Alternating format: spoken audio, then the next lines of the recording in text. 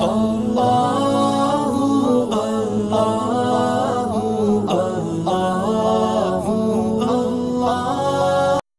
اللہ الرحمن الرحیم۔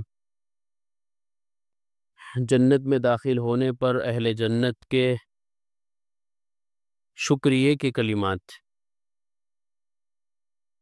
ظاہر سی بات ہے کہ جب اللہ تعالیٰ اتنی بڑی دولت سے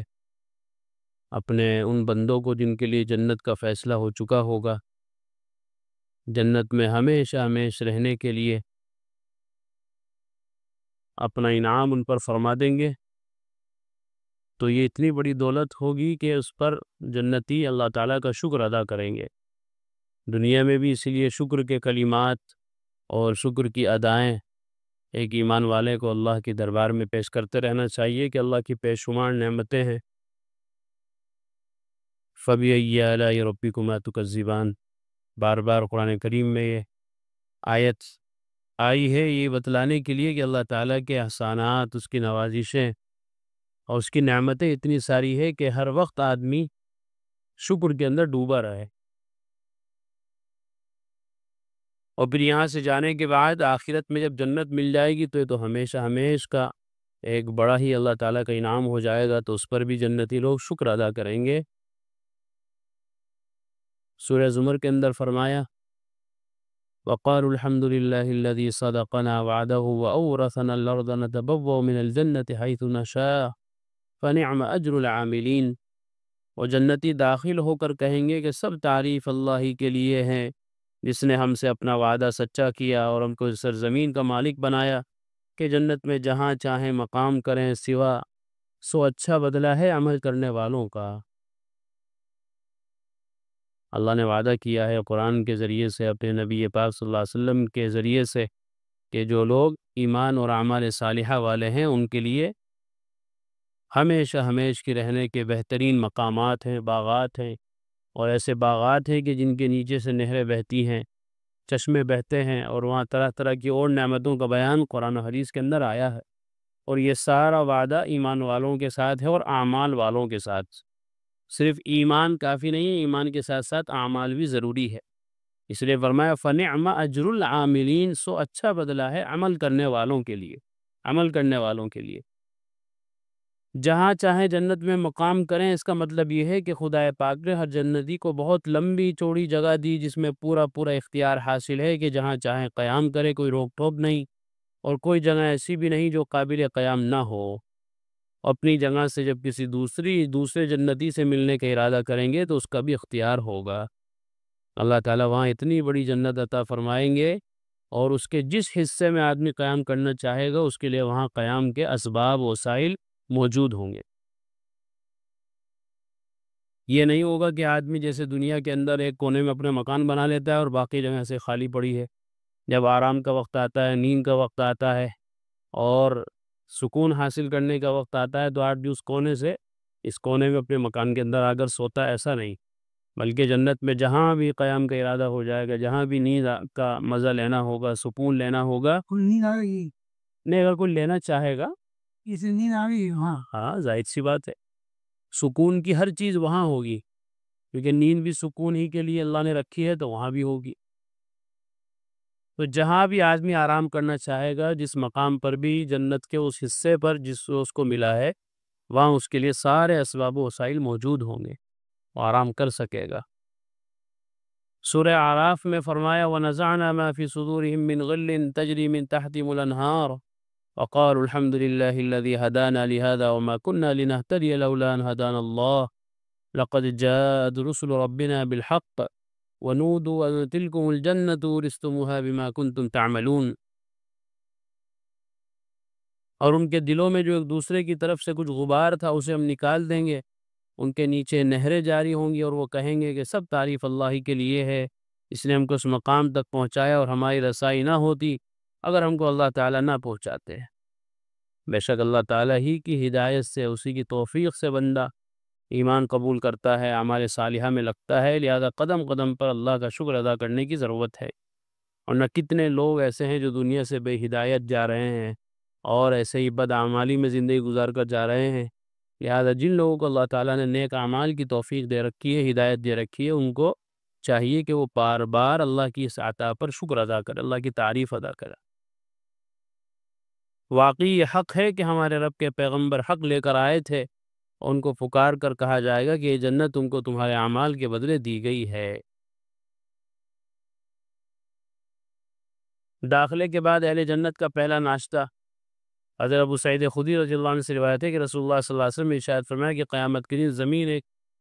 روٹی بن جائے گی جس کو جبار و قہار اپنے دست قدرت میں لے کر الٹا پلٹے گا، جیسے تم میں سے کوشش سفر میں روٹی کو الٹتا پلٹتا ہے۔ الٹ پلٹ کر مستوی بنا کر اللہ تعالیٰ زمین کو اہل جنت کے اولین مہمانی قرار دے گا۔ حضرت صلی اللہ علیہ وسلم نے یہ فرمایا ہی تھا کہ یہودی آپ پہنچا اور کہنے لگا ابو القاسم، یہ حضور صلی اللہ علیہ وسلم کی کنیت ہے، خدا آپ پر برکت نازل فرمائے کہ آپ کو یہ بتاؤں کہ قیامت کے دن اہل جنت کی پہلی مہمانی کس چیز سے ہوگی؟ حضرت صلی اللہ علیہ وسلم نے فرمایا کہ ہاں بتا دے۔ اس نے اسی طرح بیان کیا جس طرح حضرت صلی اللہ علیہ وسلم نے فرمایا تھا کہ زمین کی ایک روٹی بن جائے گی جسے اہل جنت سب سے پہلے ناشتے کی جگہ کھائیں گے۔ رابی کہتے ہیں اس یہودی کی بات سن کر حضرت صلی اللہ علیہ وسلم ہماری طرف دیکھ کر اس طرف ہنسے کہ آپ کی آخری داڑھیں ظاہر ہو گئی۔ یہ اصل خوشی میں تھا کہ اللہ تعالیٰ نے جو علوم انبیاء سابقین کو دیے تھے مجھے بھی دیے ہیں، جن میں سے بعض چیزیں نقل در نقل ہو کر یہودیوں میں بھی مشہور و معروف ہیں۔ اس کے بعد اس یہودی نے کہا کہ آپ کو یہ بھی بتاؤں کہ اہل جنت کا سالن کیا ہوگا جس سے اولین مہمانی کی وہ روٹی کھائیں گے جو زمین سے بنی ہوئی ہوگی؟ حضرت صلی اللہ علیہ وسلم نے فرمایا کہ وہ بھی بتا۔ اس یہودی نے کہا کہ بیل ہوگا اور مچھلی ہوگی جس کی کلیجی کے زائد حصے سے 70,000 افراد کھائیں گے۔ 70,000 افراد کھائیں گے۔ جنت میں کھانے پینے کے لیے بے انتہا نعمتیں ہوں گی۔ جب جنت میں قیام ہو جائے گا تو برابر کھاتے پیتے رہیں گے، مگر سب سے پہلے بطور ابتدائی مہمانی کے جو ناشتہ پیش کیا جائے گا وہ زمین کی روٹی کا ہوگا۔ اس ناشتے کی کھلانے میں مصلحت ہے کہ زمین میں طرح طرح کے مزے ودیعت رکھیں جو مختلف علاقوں اور ملکوں میں پھلوں، غلوں، سبزیوں اور دیگر اشیاء میں پائے جاتے ہیں، اور چونکہ کسی بھی شخص نے زمین سے پیدا ہونے والی ہر نعمت نہیں کھائی ہے بلکہ کوئی اس پھل سے محروم ہے اور کسی کو خل نصیب ہی نہیں ہوا ہے، اس لیے زمین کی روٹی بنا کر اہل جنت کو پہلے اس کے تمام مزے بحیثیت مجموعی چکھا دیے جائیں گے تاکہ جنت کی نعمتوں کو جب کھائیں پئیں تو ہر شخص کا یقین اس طرح سے عین الیقین ہو جائے کہ دنیا میں جو کچھ بھی میں نے یا کسی دوسرے نے کھایا پیا وہ سب جنت کی ہر نعمت کے سامنے ہیج ہے، بیکار ہے۔ دنیا کے اندر ہر علاقے کی ڈش الگ ہے، ذائقے الگ ہیں، کھانے بنانے کا طور طریقہ الگ ہے، کہیں کی کچھ مشہور ہے، کہیں کا کچھ مشہور ہے، اور ضروری نہیں کہ ہر آدمی نے ساری دنیا کے مزے چکھ رکھے ہوں۔ تو اللہ تعالیٰ ان سارے مزوں کو جمع کر کے ایک روٹی بنا کر بندے کو کھلائیں گے تاکہ وہ سارے مزوں کا مزہ بھی لے لے، اور مزے لینے کے ساتھ ساتھ جب اس کے بعد اس کو جنت کی نعمتیں ملیں اس کو احساس ہو کہ دیکھو دنیا کے سارے مزے جنت کی اس ملنے والی نعمت کے مقابلے میں کچھ بھی حیثیت نہیں رکھتے۔ فائدہ، یہودی نے جو روٹی کے ساتھ مچھلی اور بیل کا ناشتہ بتایا حضور صلی اللہ علیہ وسلم نے اس کی تردید نہیں فرمائی، اس سے معلوم ہوا کہ اس نے صحیح بات کہی۔ یہ جو کہا کہ مچھلی کی کلیجی کے زائد حصے سے 70,000 افراد کھائیں گے، اس سے متعلق شارح مسلم علامہ نووی رحمۃ اللہ علیہ لکھتے ہیں کہ جگر میں ایک ٹکڑا لٹکا ہوا ہوتا ہے جو کھانے میں جگر کا بہترین حصہ ہے، کلیجی کا زائد حصہ اسی کو فرمایا ہے۔ سوال، زمین کی روٹی کس طرح کھائی جا سکے کہ ہم تو دیکھتے ہیں کہ زمین کے ذرات غذا میں مل جاتے ہیں تو کھائی نہیں جاتی اور کرکرا پن ظاہر ہو جاتا ہے؟ جواب، دنیا میں جس قدر بھی غلے، پھل، میوے، سبزیاں، ترکاریاں، غذائیں ہیں سب زمین ہی سے نکلتی ہیں۔ جس قادر و قیوم نے زمین سے ایسی لذیذ چیزیں نکال دی ہیں اس کو قدرت ہے کہ عین زمین ہی کو کھانے کی چیز بنا دے وے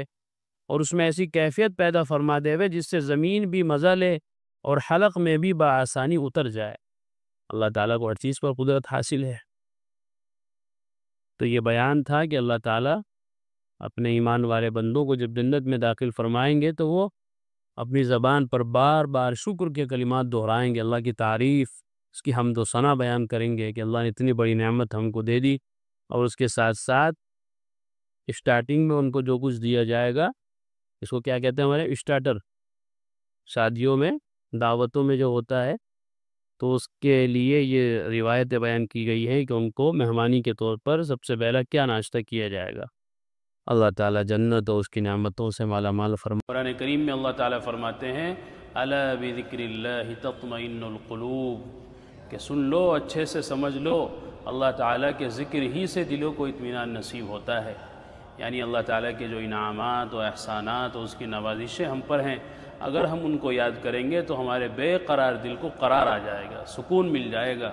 اگر ہم چاہتے ہیں کہ ہمارے دلوں میں سکون آئے، اطمینان نصیب ہو، تو اس کا ایک واحد علاج اور ایک بہترین دوا یہ ہے کہ ہم فوراً اللہ کے ذکر میں مشغول ہو جائیں۔